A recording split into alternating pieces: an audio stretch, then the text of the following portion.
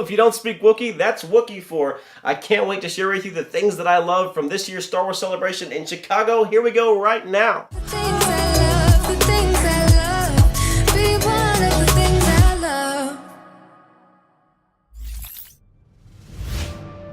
Hey, so glad you're back with us here on show number 13. We're going to be giving you a top 10 list today on my favorite things that came out of Star Wars Celebration. There's so much to talk about, but these are my top 10. But before we do, make sure you hit that subscribe button down below and hit that bell to be notified of these amazing, fun, positive videos every single week. And then give us a big thumbs up if you like this video. All right, before jumping in there with Star Wars Celebration, I want to share with you today's toy update.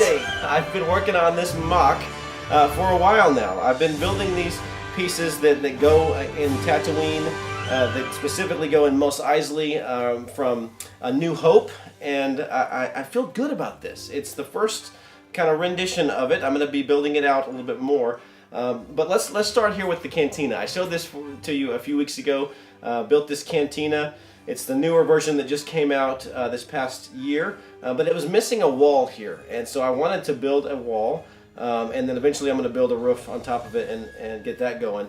But I got that, and then I got Luke's speeder here with C-3PO and R2-D2 and Ben, and then I got this Jawa set here, just a small little Jawa set, kind of selling their droids there, and then they came with some Tusken Raiders, so I have them coming over this hill here, and I really had a lot of fun because I went on YouTube and found some videos of people and showing how they built hills and some terrain, and that's kind of what I was going for here. It was just kind of, you know, building some little hills here, and maybe this little bigger one back here that the Tusken Raiders can come over the edge. But the whole idea is just to kind of evoke the memory that I had from that first Star Wars movie. And I loved Mos Eisley. I love the cantina. I love all the strange creatures that came out of it, and I just loved it. And so I wanted to kind of start there. And this was a great kind of thing to show you today as we're setting up Star Wars Celebration. You know, that happened this past weekend in Chicago. Just a great conference for all Star Wars geeks. I wasn't able to make it out there, but I wanted to kind of bring a little bit of it to you. So today we're going to be bringing this top 10 list in no specific order, except for maybe the first couple of them are in the right place. And so let's go ahead and jump in there and get started today. All right, number 1 is the Episode 9 title. You know, this is the last movie in the trilogy, and so actually it's the last movie of 9 movies. And so I wanted to hear this title, as we all did. What is it going to be? Is it going to be cheesy? Is it going to be amazing? Look, I think it is the best title that they could have come up with. I really do. It's called Star Wars: The Rise of Skywalker. I'm going to be putting a picture up here. Going to have lots of images for you today. Lots of cool stuff to look at, and I want you to be able to see those. And then I'm also going to be putting some stuff in the show notes for you to go check these out later. But the title is awesome. It really is. Episode 9, The Rise of Skywalker. You know, Skywalker is the name from the very beginning. You know, Skywalker is the man from the very beginning. But there's been some family members over the course of this whole series, and we're learning more about them. You know, in the new movies, you've got Rey, and you've got you know, who knows who else is going to be part of that line there. But Skywalker is the name, and so I love that, The Rise of Skywalker. All right, and then the second one, number 2, is the trailer. They just came out with a teaser trailer. I'm going to put a link to that in the bottom in our show notes here. So if you haven't seen the trailer yet, go ahead and pause this video and open another window on your computer and go find that teaser trailer. Like I said, I'll put a link in the show notes for you. But you're going to want to see it. I'm going to give a little bit of a spoiler alert right now because we're going to talk a little bit about it. But just really an amazing teaser trailer. It did exactly what it's supposed to do. It's supposed to tease a little bit. It's supposed to make you want more. And for me, it does that. It does that big time. It starts off with this voice. You hear this voice and you immediately recognize it as Luke. It's Luke's voice.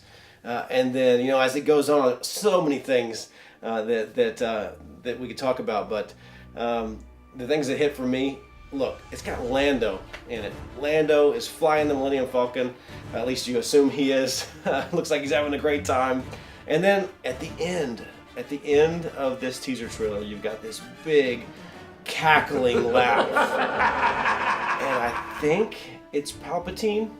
I hope it's Palpatine. I don't know how they're bringing him back into it. But man, it just pulls at me, and I think it's going to be an amazing movie.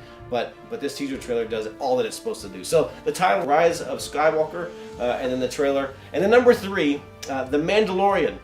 I've really been looking forward to this. As soon as I heard about the fact that Disney was going to be having their own streaming service, Disney Plus, I heard about The Mandalorian. It's supposed to be coming out on day 1, they said, and it is a new series. If you don't know already that Boba Fett's my favorite character, go ahead and check out show number 5 at the link above, and then we'll talk a little bit more. So that's why I love the idea for this show. The Mandalorian is directed by Jon Favreau. It's starring Pedro Pascal, and it's set 5 years after the return of Jedi.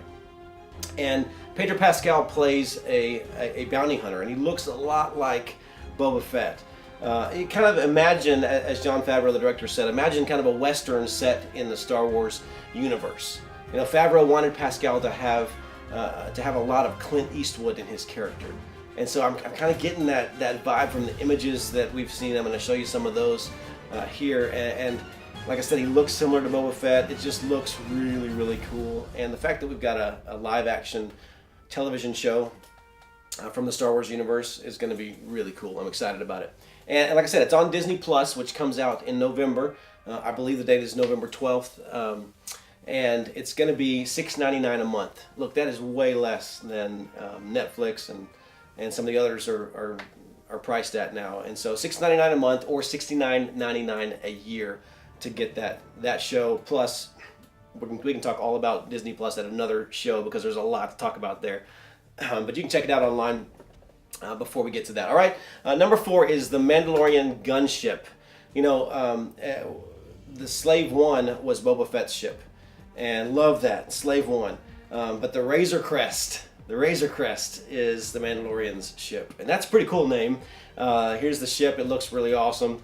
And then also at Star Wars Celebration, they talked about his speeder bike, and they actually had it there. Love how cool that looks. And I'm a big speeder bike guy. You know, this is my speeder bike from when I was a kid. Love it. It's got that button on the back that you push it and everything kind of explodes off of it. But I love speeder bikes. Got a couple of other speeder bikes up here from Solo. So yeah, I'm a big speeder bike fan. And I'm excited about that coming to The Mandalorian. So that's number 4. Number 5 is the Clone Wars reboot. Season 7 is going to be coming out on Disney Plus, and I'm excited about that. I don't know if you watched the Clone Wars seasons 1 through 6, but I just recently kind of got hooked into it. I started it years ago, but I kind of put it away and didn't get back to it. And just recently started watching it again. Unfortunately, Netflix stopped showing it because they took it off their channel. But it will be coming to Disney Plus, and season 7 is going to be rebooted. So Clone Wars season 7 coming to Disney Plus. Excited about that. Number 6, Galaxy's Edge. They talked a little bit more about Galaxy's Edge. You know how excited I am about that. You can check out show number 10 right up here. We talked all about Galaxy's Edge, and this new land, Star Wars land, coming to Disney's Hollywood Studios in Florida and Disneyland in California. But they talked about a few more details. You know, we gave a bunch of details in show number 10 a few weeks ago. So they didn't really have much more to share. But they did share a few things. You know, Coca-Cola is going to be doing some stylized Planet Coke bottles. And those are pretty cool looking. And then also the music, they've got some new tracks from Figrin Dan and the Moto Nodes, the band from the original Star Wars Cantina.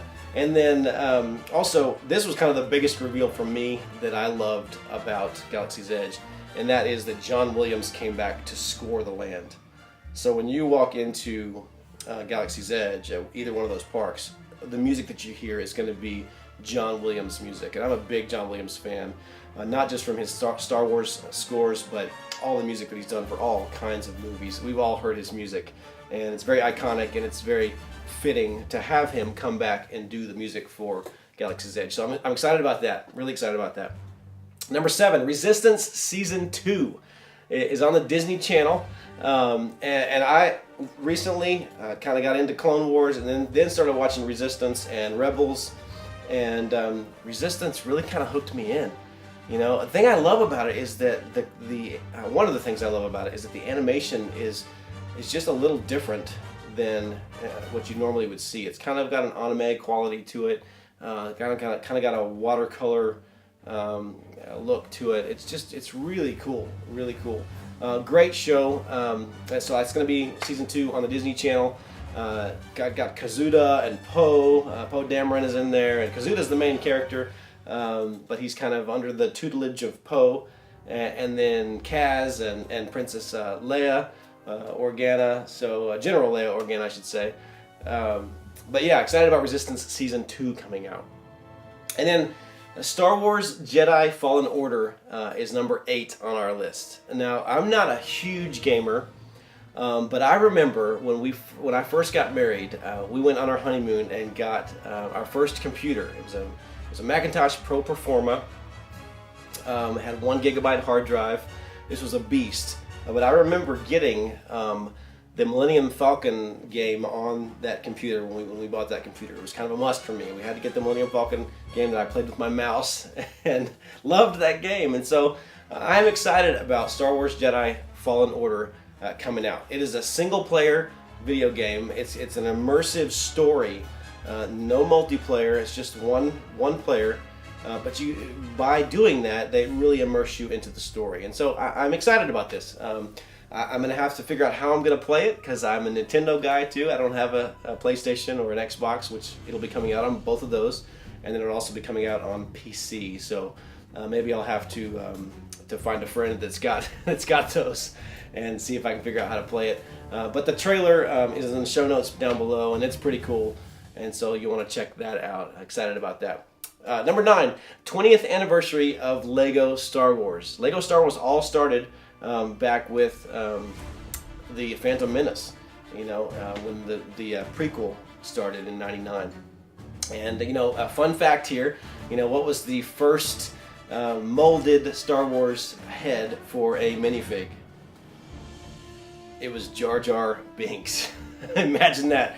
So many people hate Jar Jar Binks, and then you got some people that love Jar Jar Binks, but they decided to go with Jar Jar for their first molded head for the minifig. And hey, look, got to give it to them. They've been doing well for 20 years now with Lego Star Wars, and so they've come out with some anniversary sets that have a special edition minifig in each one of those, kind of an original recreation of Luke and Leia and Han and Lando, and the 5th one is escaping me. But they've got this special edition minifig for each one of those, and so they're coming out with the Slave One. Definitely want to get that, because that's Boba Fett's ship. Loved it. Pod Racer, Anakin's Pod Racer from Phantom Menace, and then the Snowspeeder and Clone Scout Walker and the Imperial dropship. And so pretty cool stuff that they're kind of recreating there for the 20th anniversary. All right, number 10. The Hasbro company is coming out with Hasbro's Ultimate Lightsaber. Now, I don't know if that's going to be the name of it. It is still in prototype phase. But look, when I was, gosh, I don't even remember how old I was. When the first Star Wars came out, I was probably, a few years after that. I was probably 8 years old when I got my first lightsaber. And I remember that thing broke a lot of vases in our house. And we had fish tanks too, so I'm glad I didn't break those. But this thing had a massive, plastic sword on the end that when you swung it, it was kind of hollow on both ends, and it would make this sound. We had so much fun, me and my brother. He probably wasn't as into it as I was, but I remember we played that together, and I just have great memories of that. But this thing is supposed to emit an actual beam of light. I don't know how they're doing that, how bright the light is. We don't know yet, but just the idea of it excites me. I am super excited about the idea of this coming out, and I kind of want one. But you can also build your own lightsaber at Galaxy's Edge, and so I kind of want one of those too. But look, Star Wars Celebration, just the ultimate geek fandom for Star Wars, and I wish I could have been there, but I'm glad I was able to kind of do some research and bring these things to you, because there's just some amazing things that have gone on since when all this began back in the late 70s. This is the biggest franchise ever, and the stories in it just deal with humanity. They deal with real life. Yes, set in a fantasy world, but the emotions that it brings up in all of us that love Star Wars is real life stuff.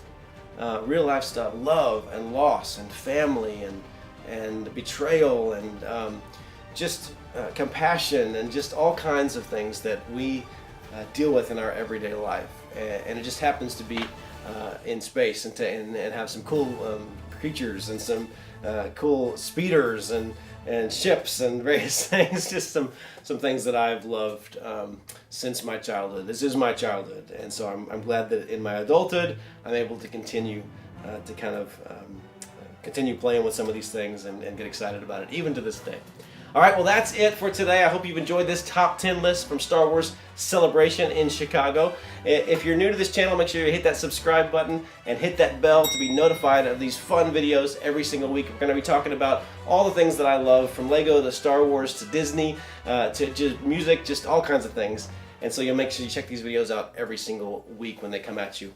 And then give us a big thumbs up if you like this video. And also, if you would you comment down below, what are you most looking forward to from all of the reveals at this year's Star Wars Celebration? All right, well, that's it for today. This is Mark Eddington with Things I Love, just a bit about me to help you be more you. All right, let's play with some Star Wars toys here. Tusken Raiders.